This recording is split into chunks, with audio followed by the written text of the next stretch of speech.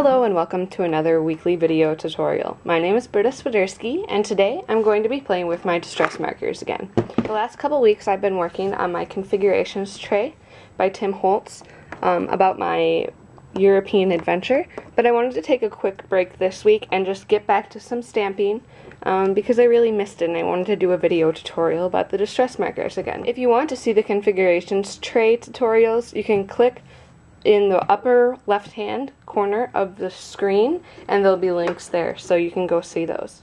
Today I wanted to play with some distress markers and show you a technique that I've been working with the last couple weeks on my blog. It's about showing how many different things you can do with distress markers and really using the qualities of the distress markers themselves to create some really great images.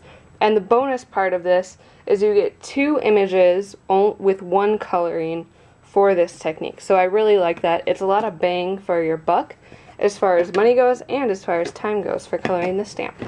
So I've pulled out some markers here. I have the full distress set. These are my other markers here. And I've pulled out some blues, some purples, and some pinks. So we'll be using basically 3 colors on this stamped image. You can use whatever colors you want since ours won't be touching each other, but I wanted to pick ones that go next to each other on the color wheel just to make it a more analogous color palette, and these seem to go really well for me. If kind of girly isn't your thing, you can switch it out for yellow, green, blue, or green, blue, purple, or something like that. Whatever fits your taste best. I'm also going to be using this basic gray rubber stamp. It's called the Sweet Thread Spirals CG307. It's one of my very, very favorite background stamps, and it's really great for a ton of different techniques. So I definitely encourage you checking this stamp out if you haven't seen it before. It's one of my absolute faves. I'm also going to be using Simon Says Stamp watercolor paper, and this is my very favorite watercolor paper. It's very thick, holds up to water really well, and is great for working with distress markers because the colors stay very true to themselves when they're stamped on this.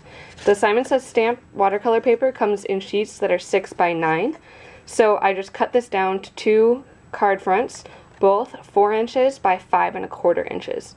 And you'll need both of these because remember, we can stamp this twice. So I'm going to start coloring my stamp here. So for my 9 colors, I have 3 blues, Faded Jeans, Broken China, and Tumbled Glass, 3 purples, Milled Lavender, Chipped Sapphire, and Dusty Concord, and 3 pinks, Spun Sugar, Worn Lipstick, and Aged Mahogany. And you can do as many as 1 marker per color or as many as you want. I'm just doing this as a fun gradient because I think it'll create a really cool effect. So I'm going to start and I'm going to color each one of these spirals a different color family. So I'm going to start with my pink here and kind of work in from the end, do about 1/3 of the tail or the spiral in this pink. And notice I'm using the side of my brush so that my brush tip doesn't get frayed on the end. Because you want to make sure to keep your tips in good condition. And this goes for pretty much any stamping marker that you have. They're good quality tips, but they'll break down if you use the end of them too much. And then I'm going to do Worn Lipstick, which is the next darker color. Just kind of overlap these a little bit, and that will make sure that they blend. We'll be spraying this with water too, so it doesn't have to be perfect. You can even color this really fast too, and it'll end up looking perfect every time. And then I'll do the Aged Mahogany in the middle. You could also do the darker colors on the outside too. It's up to your choice. Okay, so we have our first spiral covered.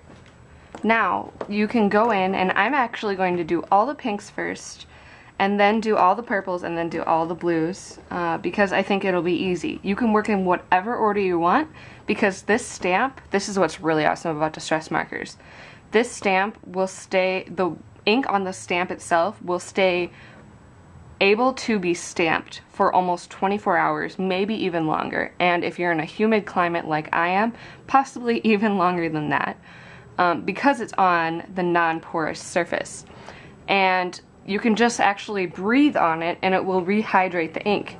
Since we're going to be spraying it with water, you could actually color this over probably 3 days and it would still stamp as long as you spray it with water. So take your time. If you have kids and need to go run around and corral them because it's summer here, go ahead and do that. Come back and you can still do this. So it's really cool that you can do something really intricate but still take as long as you want or can do it as quick as you want. It's really awesome about these distress markers. So I'm going to go ahead and color this in. Just kind of spreading out the colors so that it's not like all pink in one place and all blue in another. And then I will be back to show you how to stamp this. Now with my stamp colored in, which by the way, just wanted to add that this looks really cool on the stamp, it's going to look even cooler when it gets on paper, and I'm really excited about it. Now that I have everything colored in, I'm just going to spray it with some pearlized water. This is just water and some Perfect Pearls in a mini mister. So I'm just going to spray it. I have my craft mat down here just to kind of protect my work surface from the extra spray. And I'm going to spray it pretty well until there are tiny, tiny pools of color. So this is going to saturate wherever it touches the watercolor paper pretty well. And I'm going to use the smooth side on this one. And I love that you don't have to line this stamp up perfectly. You can just kind of set it down. And I'll use a piece of scratch paper to just kind of lightly rub over the surface. You don't have to press super hard because the water is doing all the work for you. But just kind of pick up the extra ink around the sides and make sure that you give the paper enough time to absorb the water. And now we can reveal our stamped image. How about that? So pretty. And it's so specific. You couldn't do this with Distress ink pads by itself because you couldn't get this specific with it. So it's really, really pretty. And now the awesome part about this though is that you can do it again. It's not going to be as bright or as vibrant, but sometimes that's what you want, and sometimes I end up liking that one more. So I'm just going to spray this just about as much as the last time, and then set it down.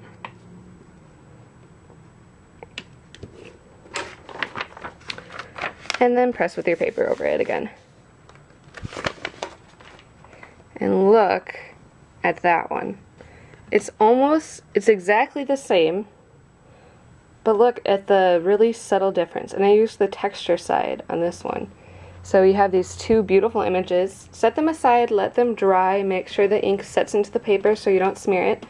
And I'm going to just clean off this with some regular water and an old t-shirt, and then we can start putting our cards together. Now that my cards have dried, I'm going to go ahead and stamp this envelope pattern by Hero Arts onto my more vibrant of the two. I think this one is really nice and kind of fades into the background by itself, but I'm going to give this one a little bit of help and kind of make it more cohesive by adding some tumbled glass ink and this envelope pattern. And this will just help so that it's not completely overpowering anything else that I put on the card.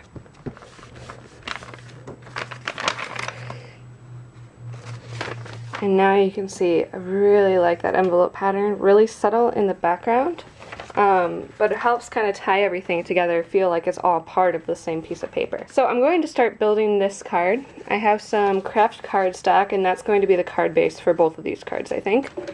And I'm just going to quickly go around the outside edges with some broken china ink, and this will just help kind of offset the edges, finish them off.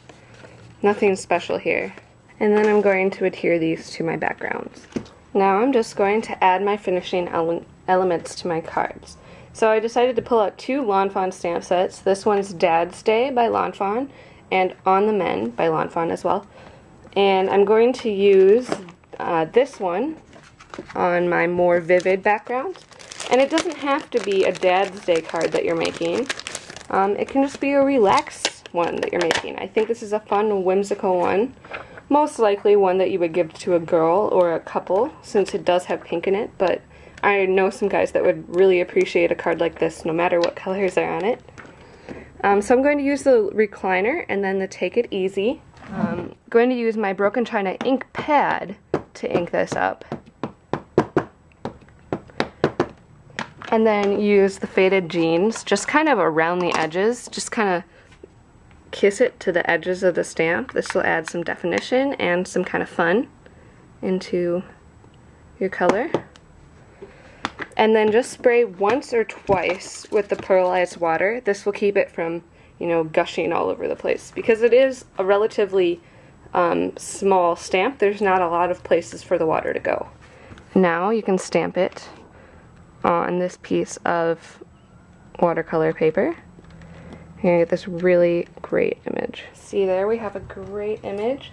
And I'm actually just going to use a little bit of water, a little bit of the pearlized water actually, on my work surface itself. Go in with a brush and make sure that the lines are good. When you use clear stamps with watercolor, it's not as easy to get a clean impression because they're really not meant for big techniques like this, but you can still get a really nice look as you see here. You just might have to do a little extra step. So there we have our lovely chair. It goes along perfectly with our card. Now I'm just going to stamp the Take It Easy below the chair. And once again, this is on watercolor paper, so it's not, you're not going to get such a crisp image every single time with working on watercolor paper, so you can go back in with just a thin tip pen and fill in some of that stamping just to make it a little bit clearer. Now I'll just trim down my little sentiment block here. I'm going to round off the corners, ink the edges with broken china just to match the background. And then once these edges dry, I can adhere it right onto my card. So I'll finish off this next one. And this one's going to be a little bit more simple. Using On the Mend from Lawn Fawn. And I want to use these cute little flowers. The scallops around the flowers, the petals, definitely match up with kind of the scallops around the swirls. So I'm going to do, Sending Hugs. I'll do a similar look on this card where my sentiment and my flowers are part of the same area, but I'm going to actually break them up since I don't have a scrap big enough. So I'll just throw this on a block, stamp it down on my watercolor paper, and then I'll stamp the sentiment too. You can always trim it down afterwards, so while I have my ink out, I'm just going to do it now. Just so it goes along with the card, I'm going to go in with my brush tip of my markers here. Just using the lighter colors because remember, this is the second stamped image, so the colors are all going to be significantly lighter here than they would on the first card. So now we have our cute Sending Hugs, and I'll just do the same thing again, only I'll just round the bottom two corners on this and the top two corners on the other one. And I'll ink my edges for a little extra definition. So here we have it, 2 cards complete using just a little bit of coloring with my favorite distress markers, my favorite background stamp from Hero Arts in Basic Gray, and some simple stamp sets from Lawn Fawn to kind of pull everything together and play into that kind of cutesy, whimsical look. So here are the 2 finished cards, and I hope that you enjoyed this week kind of playing with the distress markers a little bit more, and I hope that you can pick some out and try them out. Maybe pick 3 colors to start off with if you can't afford the whole set right now, and work with the blending and try different things and see if you like them. So I'll have links to all the products I used in this video over on my blog at brittaswiderski.com. And thank you so much for watching today. I will catch you again next time on another video tutorial.